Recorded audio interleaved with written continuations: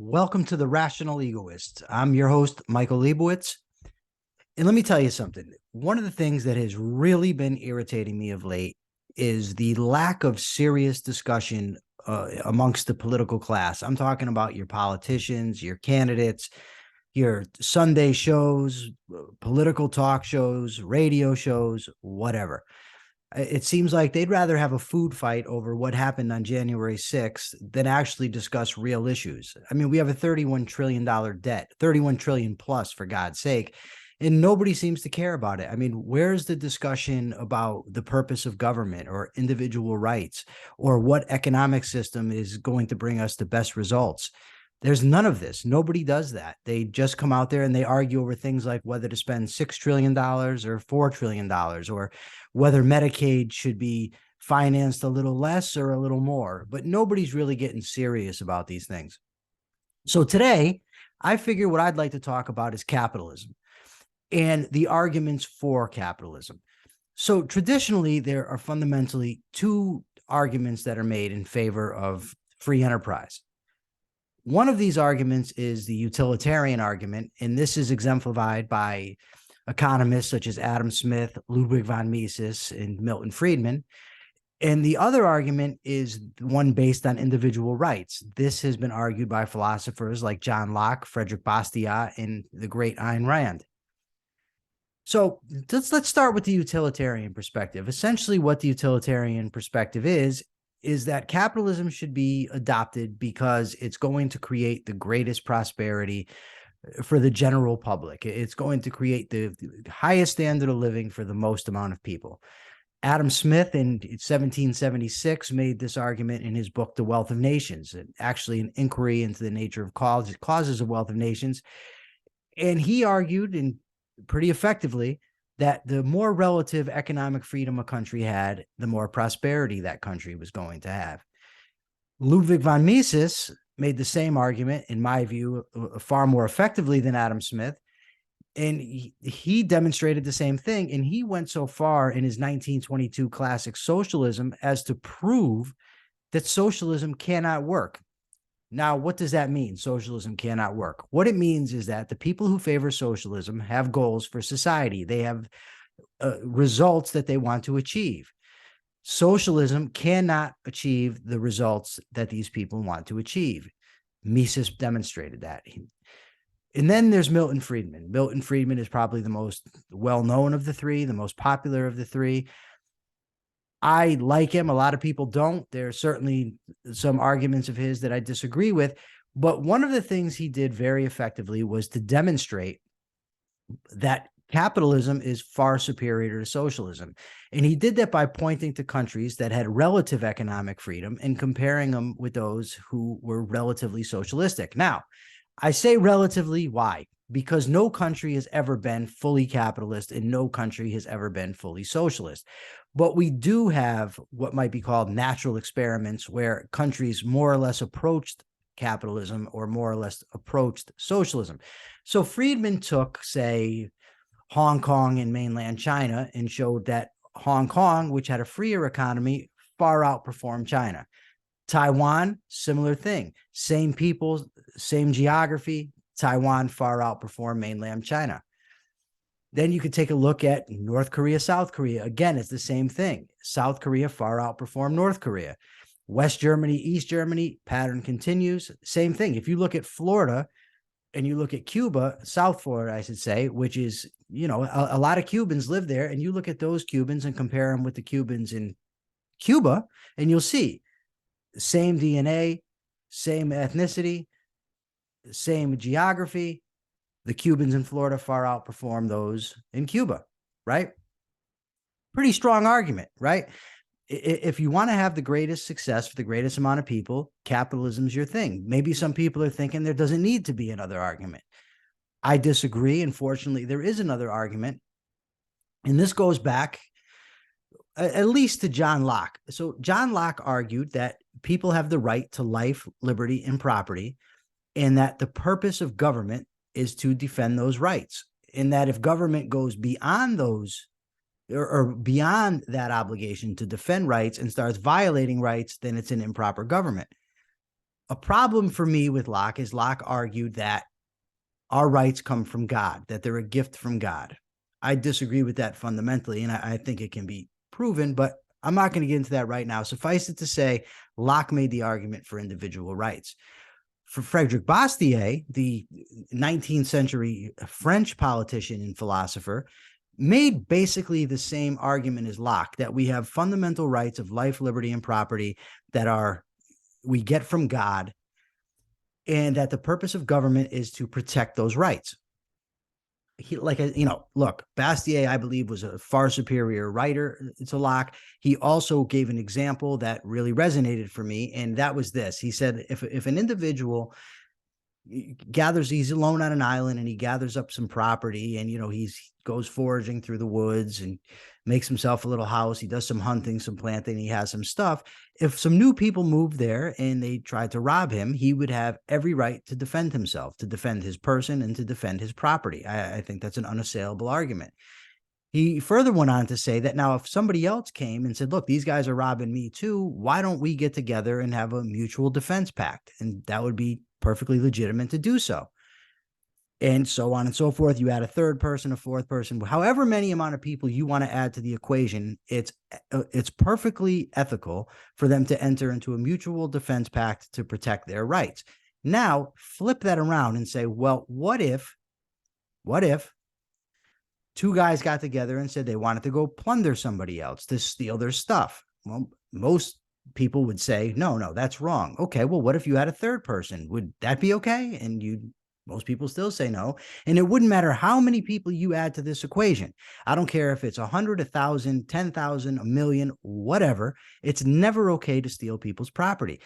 But that's what governments do, right? Governments, why? Because they're elected. It makes it okay. It's based on the idea that if you have a majority, you can take stuff from other people. This is illegitimate in both the view of Locke, Bastiat, and myself. Now, in my view, the best of the individual rights philosophers is Ayn Rand. Why? Because Ayn Rand doesn't just start midstream like Locke and Bastiat did and start asserting that people have rights. She grounds her theory of rights in her ethical system, which is ultimately grounded in her system of epistemology and metaphysics.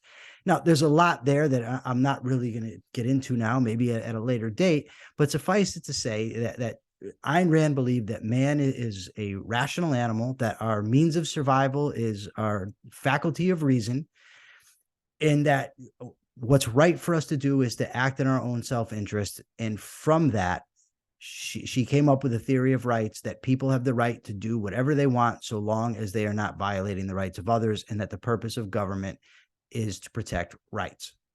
Okay, so let's take a real life example and see how these two arguments would work. Let's take something, the minimum wage.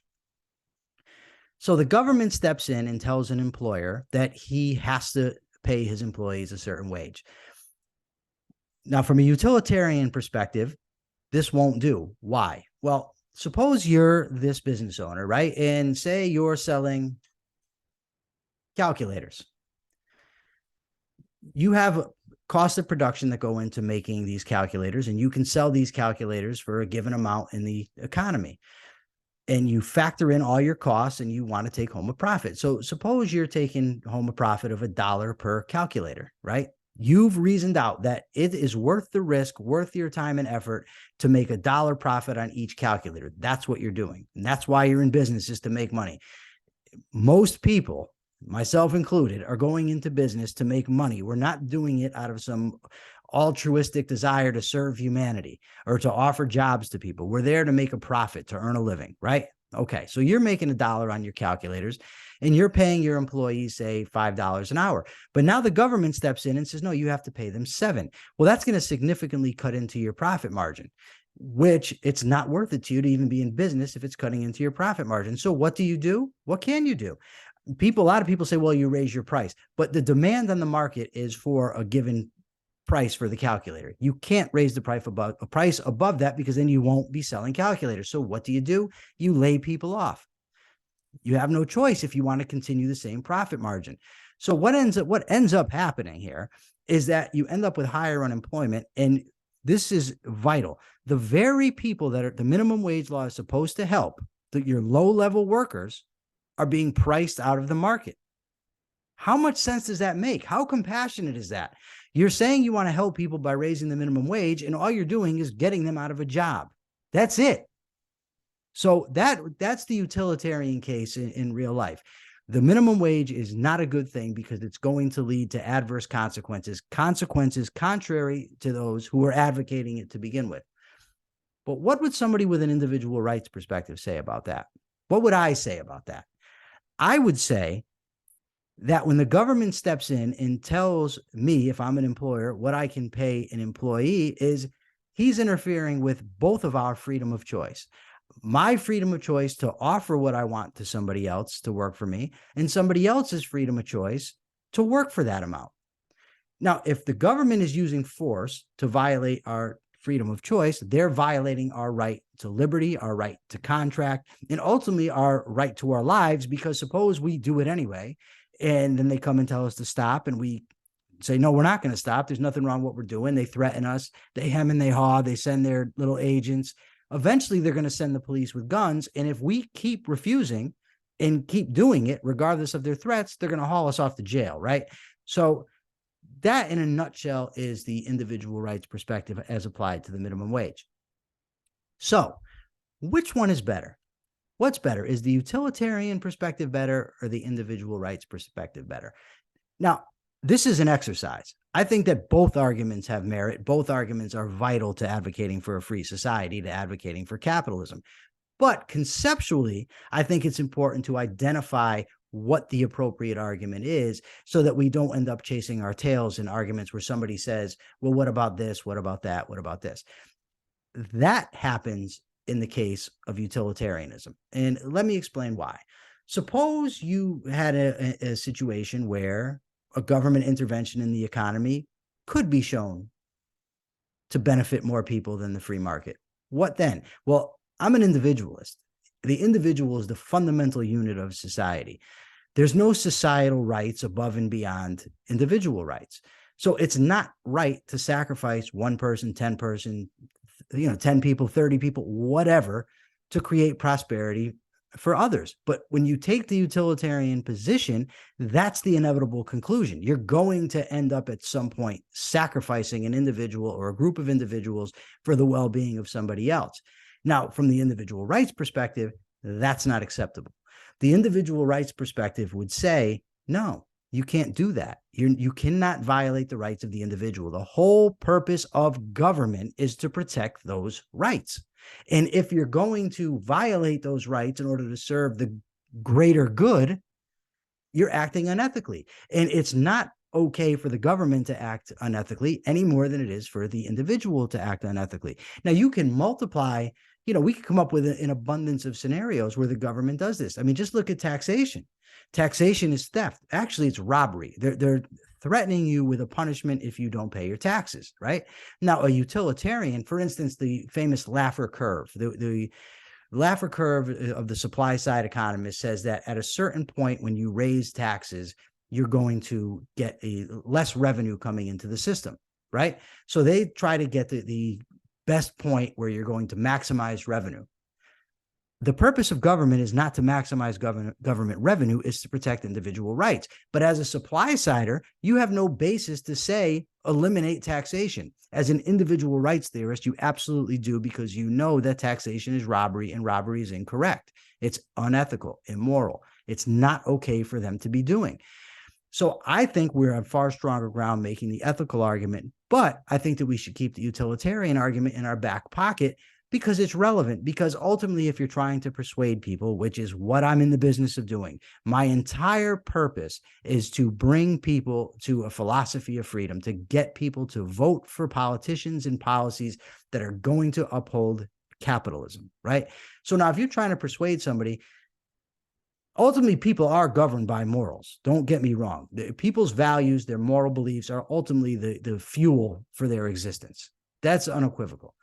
However, if somebody is going to think that their personal interest is going to be harmed if we adopt the natural rights perspective, or the individual rights perspective, it helps to be able to show that person, no, in fact, you're going to be better off.